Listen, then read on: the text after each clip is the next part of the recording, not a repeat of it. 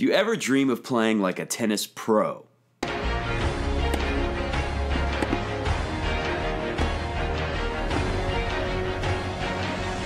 He's got it. But you end up on the tennis court looking like a tennis Joe Schmo.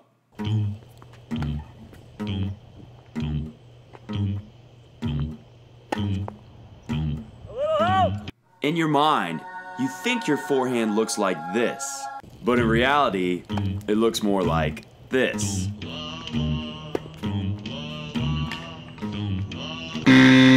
Don't let bad tennis happen to you.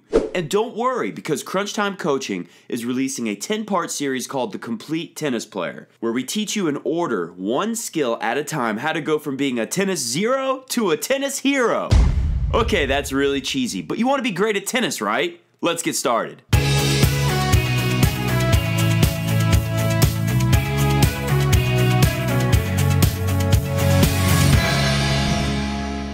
Back to video number 2 in our free training series on how to become a complete tennis player. We're showing you in exact order, step by step, how to stop playing like a tennis schmo. Yeah, schmo, and be more like a tennis pro. Yeah. And video number 1, we focus on the contact point. Step number 2. If you didn't see the contact point video, click up here. Yeah, click up there, watch it, get caught up. And today, now we're going through the rally ball, the ultimate rally ball. Matt, what's a rally ball? Well, a rally ball is going to be basically your average ball. This is the shot that you're going to hit when you're not on offense. It's not like you get a short ball and you go in attack. And if you're on defense, you might be able to, if you get good at it, you might be able to produce this ball on pure defense. But this is going to be your average neutral ball, and the goal is that it's a ball that your opponent can't attack. If you can get to where your average rally ball is something that goes deep and is unattackable, you're going to win a lot more matches. And today's legends, the masters of this, the 2 best examples I could think of are Novak Djokovic in his prime and Rafa and Nadal in his prime. And we're going to focus, because they both kind of hit it a little different. Yeah, that's right. Pete actually thinks that Djokovic is the best at this. He said that Roger Federer's ball is a little too low. It's a little risky.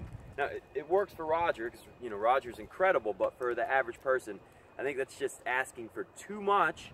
Rafa, on the other hand, what do you think is the issue with Rafa? I think Rafa may be a little too high. Again, especially... Don't get us wrong, he's still one of the greatest at doing this. Right, we're trying to train you to become the best tennis player you can be. We're picking the best tennis players of all time, so obviously it worked for these players. But if you hit it too high with so much spin that Rafa hits, sometimes it can land short. So I find that there's a little bit of fool's gold when it comes to developing the ultimate rally ball. Some people think, well, yeah, if I can develop a really hard shot, then naturally I'm going to hit a deep ball that no one can attack. Or if I hit a ball with a bunch of spin, that's going to happen for me. And that's not the main thing to focus on. Both those things can get you in a little bit of trouble. You focus too hard, you might be missing some shots, especially as you get further back. You're probably going to also be hitting a lot of short balls if you're just trying to hit the ball hard. Right. So that's why we're going to key in on Novak Djokovic, because he's the happy medium. He was in the middle. Rafa's is a little too high. I feel like it's the Goldilocks of the 3 little bears. It is. Rogers is a little too low, but Novak is just right, in the middle. Just right. So we're going to start with a drill where we're going to show Matt on how to establish the perfect height, and then we're going to see if he can do it. Awesome. Let's go. All right, Matt. So for this, we can set it up, but then we're going to have some visualization powers, because you gotta visualize. Because when you're playing a match, you can't like set up a rope or anything like that to figure out how high you're going. So what we're going to do is we're going to put this a little off center of the net strap, because we want to be hitting cross court. Okay, right. You don't need to put it way over there, because then the ball will be going wide. So we're just going to put it a little off center, and then lefty forehand is why it's here. We got 2 tennis rackets. Matt, what do you think about this as a height, going over that racket? Do you like that? I think this is perfect. I think this is Novak Djokovic territory right here. Might be Novak Djokovic territory, but you know what? I like that and trying to aim right in the center of the strings of the second racket. Okay, so not over. Go over the second. This is getting into Rafa zone. Yeah. Right here. Just go for the sweet spot of the second racket. Now, if you can do that, and that's where your peak of your ball is, it should fall into the court.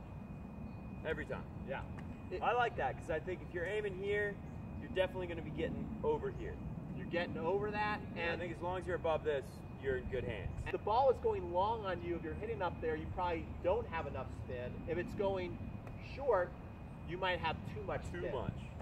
So let's have Matt visualize it, get in there, look at it. You got it? All right, yeah. You I like sure?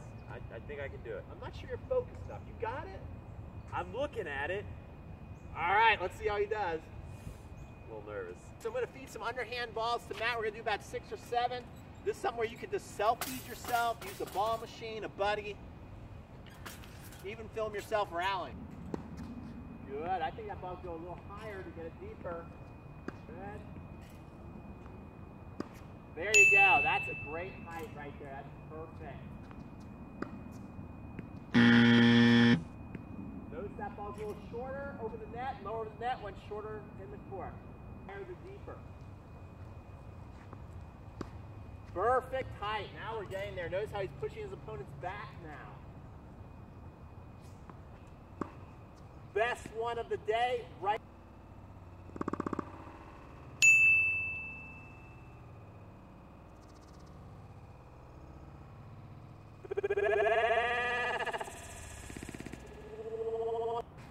All right, Matt, how'd you feel on that drill right there? That was actually pretty good. I usually don't think about hitting height over the net when I play tennis matches, so I kind of like that. I might want to start trying that. Yeah, just notice there was definitely a relationship between the height and the depth. Every time you hit higher, it went deeper. Yeah, I was surprised. I mean, it's a very simple tip, but who actually goes out there and every ball thinks about, I'm aiming for these rackets stacked on top of each other through the string bed? I mean, yeah. It's pretty good stuff. You did a great job with that. Next, we're going to focus on Rafa. Now, to me, Rafa, it's kind of weird. He is the ultimate conservative weapon. Yeah. Those words don't really make sense, right? It's conservative, but it is maybe one of the greatest weapons that's ever been on the Pro Tour. And of course, it's the Rafa forehand. It's the Rafa forehand. And what's great about it for Rafa is his margins are very conservative. He's got great height over the net, so he's not making errors in the net, and it lands well inside the baseline. Lots of spin. And then it kicks up so violently on his opponents that he creates tons of unforced errors. He cleans up a lot with that next shot where he'll come and hit either an inside in or inside out forehand winner. Yeah, it turns out if you consistently make people hit balls above their shoulders, that you get errors and you get short balls that you can hit winners off. One of our favorite coaches online is Jorge Capistani. He has this thing called Tennis IQ, and he breaks the body down into 4 sections, where from your knees down to your feet, that's 1, up here to here is 2, your waist up under your chest is 3, and then it's a little over above the here, belly button. Everybody doesn't like level 4. Yeah, zone 4 is no one's favorite. Jorge's done a lot of research with this. Definitely check him out. And Rafa, when you think about it, he hits almost everything to level 4 with people. And especially people don't like to it. that better backhand. And the pros don't like it. If the pros don't like it, then your competition's going to hate it. So yeah. Let me show you how you do that. Now we're going a little higher than the net. And what I want you to focus on, because when you watch Rafa, you see lots of buggy whips and lots of windshield wiper type looking shots. So you might be thinking that he's swinging really short through the ball, but if you break down his swing in slow motion, Matt, he's following the Agassi 6 inches to 6 inches through rule. Yeah, he definitely is going through the ball. So the first thing we're going to do is we're going to get under that ball. Now notice that I'm doing that if my fist is the racket, the ball. If my fist is the ball, look how low the racket is. It's a good foot to 2 feet below that ball. And then we're going to come up to the ball and out at the same time. So we're coming up and out at the same time until I really can't reach any further. Look, my elbow pretty much locks out there. Straighten that arm all the way. So that's showing me I've hit through about as far as I can go. And then once I do that, then we're going to think about over. So it's under, up, out, and over is what you're going to focus on in practice. I'll demo a couple. Under, up, out, over. Over, that's right. All right, so it's very important to get a square contact before you start trying to spin it. And up and out are kind of happening at the same time. Okay, cool. Let's try it. So here I'm going under, up, and out. Oh, that's high, but it's really a short one. So I want to go a little more out. That's perfect ball. Look at all that spin. Really focusing on the height. Sometimes they're laying a little too short. So every time I feel they're short, I got to push a little more like that. That was really good. Push a little more up. Now we're really getting that ball So that's why back of that fence. So this drill is a great way to illustrate why Pete thinks that Rafa's ball is not ideal, because if he's not hitting great that day, if he's not making solid enough contact, he'll land short. Yeah. But when you're able to put a little more on it, Then it's going a little deeper, and then it's and devastating. it's bouncing really high, it's devastating. Yeah. So yeah, it's pretty interesting how it can go one of each ways. Well, there you guys go. That's video 2, and I think that was a really good one. Yeah, and if you like video 2, you're going to love what we have for you next. We got some bonus training. That's right, bonus training on mastering topspin. Mastering topspin. So if you like that Rafa topspin, you want to master it, I've got a no-fail drill for you.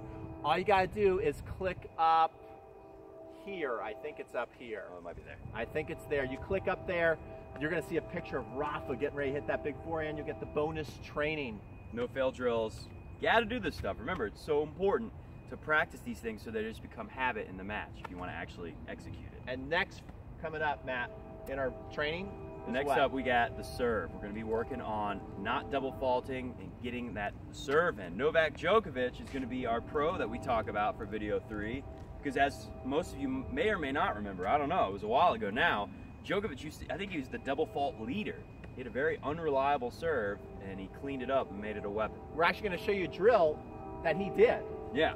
To This is start one of the working on things his he serve. did to fix his serve Yeah. before he took over and dominated tennis as #1 in the world for what, about 3 years Yeah, straight? yeah. So you won 12 majors. Yeah, you don't want to miss that. Also, you don't want to miss any of these videos. So what you want to do right now is you want to subscribe to our channel. That's going to help you follow this whole series along. Yep, click the subscribe button below. You'll see a bell next to it. That's the notification bell. Click it. You'll get notifications when we have the next video come out. Video 3, video 4. You'll be the first to know. And also, please, hit that like button for us. We like a thumbs up. And before we go, before the train comes and gets us, Matt, we want you to join the conversation below. By doing that, by commenting on every single video in our training series, you're going to be entered into a raffle to win a free tennis racket. That's right. And what we want you to comment on today is give some advice out there. What's something that helped you improve your consistency? Because by you commenting, you might help someone across the other side of the world go, That's right. oh, why didn't I think of that? And then they start winning their matches. Anything that you like to think about to hit a more consistent ball. That's what we want to know. Comment it below, and I'm very interested to see what we hear. Yeah. We'll see you for video number 3. We'll be back soon. See you guys.